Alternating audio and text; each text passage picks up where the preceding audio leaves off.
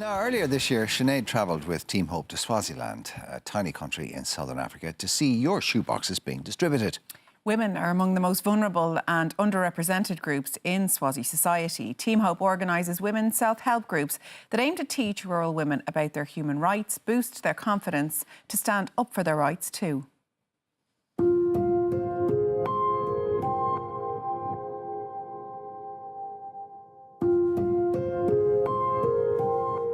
Women in Swaziland face an uphill battle in their everyday lives. Women are not viewed as equal to men in Swazi society, and AIDS is a huge issue, with 31% of women living with HIV.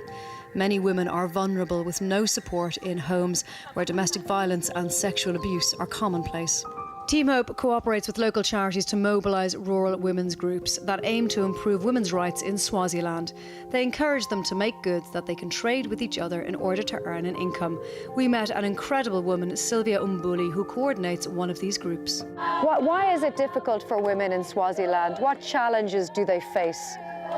The challenge they face is sometimes lack of knowledge is number one. It's lack of knowledge. That's why I'm here, just to assist them to know things, to know that by one rand, they can make something rather than sitting down doing nothing. It's the lack of employment. Secondly, there is no employment they are in the deep rural area where they are. We're empowering them to stand up to save money so that they can buy food. This project inspires vulnerable women from low-income households to help themselves and their children by using their own resources and own initiatives to do things they thought were not possible. Winter shoes. Winter shoes to keep your feet warm. I like these winter shoes. Very clever. Did you make these? Wow, they're beautiful. The other aspect of these self-help groups is that the women are willing to open up about the challenges that they face during their daily lives at home. Sylvia wants these women to speak out, voice their concerns and be heard.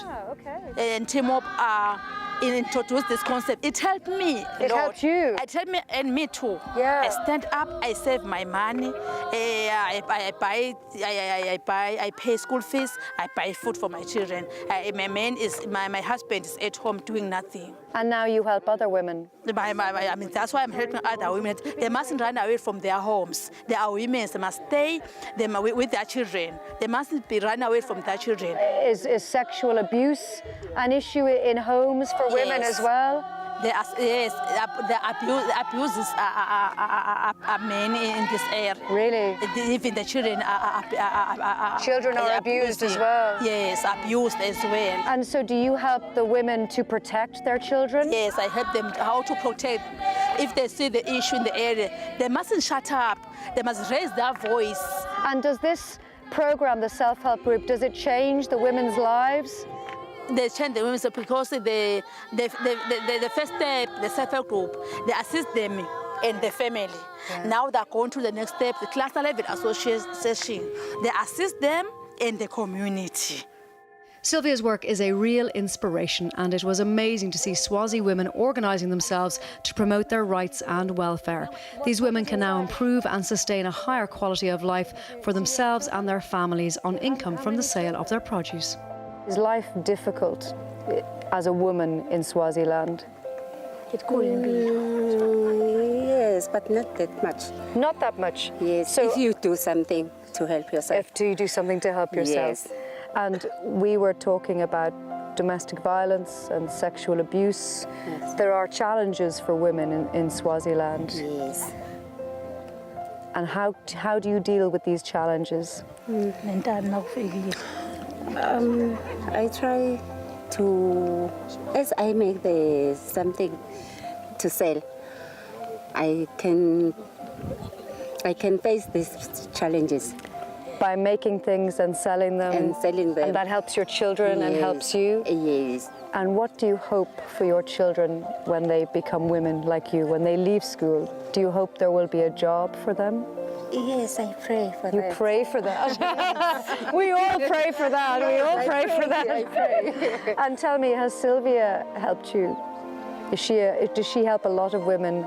Hey, When she take a long time to come, She takes a long time to come. we feel very pain.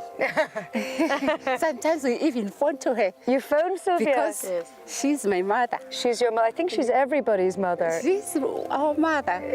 She makes a big when difference. she comforts us. I can see you're crying. This is what true leadership is all about. These women-led self-help groups are changing the reality for communities across Swaziland and are creating a sustainable model of economic development.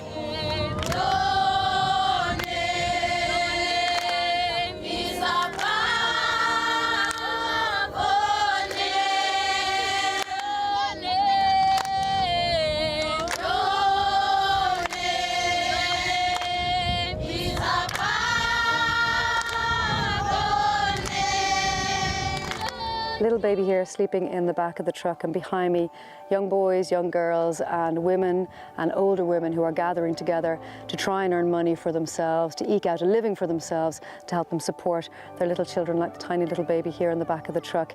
It's been very moving because as a Western woman I'm very privileged. I have a job, I have a home, I earn my own money, I can look after myself and the people I love, and these women are trying to do the same thing, and they're trying to eke out a very small living using very little skills, but thankfully Team Hope is giving them the skills they need to be able to provide for themselves and give themselves self-respect and a sense of self-worth. It's been a very moving experience actually, and they're remarkable women, and I feel very privileged to have met them.